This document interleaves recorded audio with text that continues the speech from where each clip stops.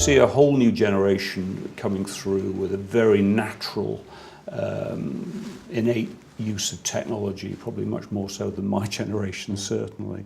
That audience are mature in their use of data and their sense of responsibility for it. Would be the first thing to say. You know, they seem to very naturally want to share data about themselves and probably not worry so much about it. But do you think that is something that they will have to change and future generations of young people will have to change? Perhaps with the new regulation and everything that's changing at the moment, data protection is becoming important in Europe, but it's also in growing importance across the world. So it's a global phenomenon, I would say, as well.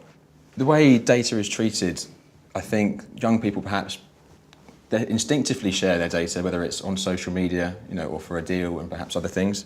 I think that could be a problem because people need to be aware of the consequences of saying yes. They can't, you know, there isn't really a valid consent if people aren't aware of what happens afterwards. So perhaps it's the case that, you know, education, maybe it should be on the curriculum, that young people should be taught about, you know, privacy rights and, you know, what could happen to them if they're sharing their data freely on the internet, some of the negative things that could happen as a result of that. So there probably is an education piece there somewhere. I'd like to think that some of this sort of stuff happens quite naturally as well. When you're young and you're sharing a lot of information, you know, if it's just pictures of yourself that you're sharing with friends, although that has quite a large reach, it has limited negative impact, generally speaking. Once you get older and you start, you know, getting into using your personal data for much more personal things like mortgages and loans and, you know, that kind of thing, there's natural security that's built around that. And I think that that kind of information, which would obviously be quite damaging if it did get out, is naturally secured by the systems that are in place. So it's time to get the crystal balls out again. If we look forward to, you know, I was going to say June next year after the regulations have gone live, but probably more realistically, let's look a year or so out after that point. Practically, to a customer, what differences, John, do you think we'll see, or they will see and feel in terms of this, you know, these new regulations and the changes it will have for them? I think they'll notice a difference in the way that organisations are interacting with them.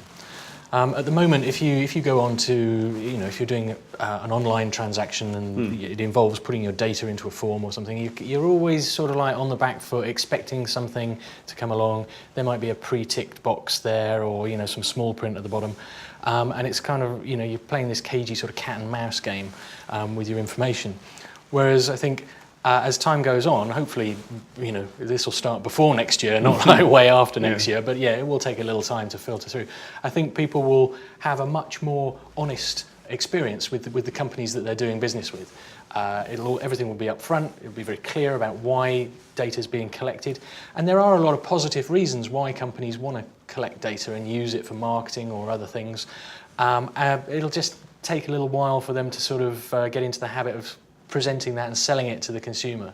So whereas at the minute I buy something and I've got to drag all the way down, and then drag down and then check whether you've got a ticket or untick it, read the text, don't read the text, whatever. It'll be much more upfront, and you'll probably be more likely to tick the box because they'll be offering you, you know, services that are relevant to you. You know, they'll want to use your information to target relevant marketing or relevant offers. I think for me it would be the new consumer rights, because there are a number of new rights that people will have under the law. So, for example, something like the right to data portability, to be able to ask, you know, an energy supplier for the data that they hold about you, and to take that data, give it to a new energy supplier and say, can you give me a better quote? I want to pay less for my bills. That will be something that people probably will make use of and will have a tangible effect on their life. The right to have your data deleted, so you can ask a company and say, I want all the data you hold about me erased. Obviously, there are certain caveats. You couldn't ask for, like, you know, your bad credit history to be erased and things like that. Darn it.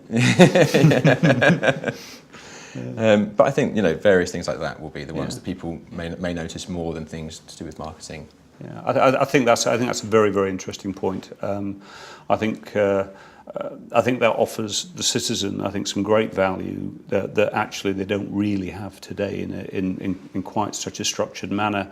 But I think the other side of that, the challenge for organisations in terms of delivering those delete my data, transfer my data questions which people will legally be able to ask of you. And that's something that I think organisations have really got to worry about quite quickly, because I suspect the citizens of Europe will be asking questions come next June, and whether organisations can positively respond to requests to delete my data is going to be that's quite a challenge, and I think people are going to need to be ready by next June to do that. And I think to your point about transparency in that dialogue, in many ways I think that can probably take a bit more time to deliver on, because it's a little bit more ethereal in that sense.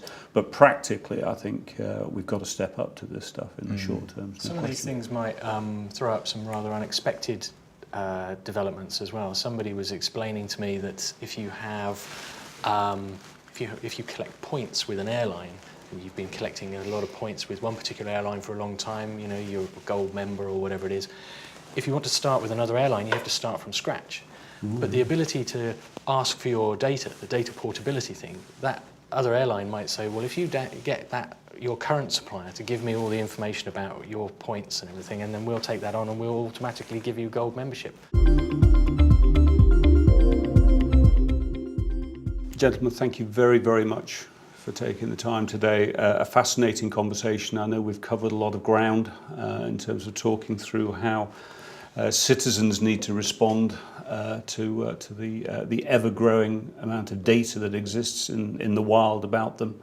And we've also talked a lot about how organisations need to respond to their responsibilities around managing citizen data.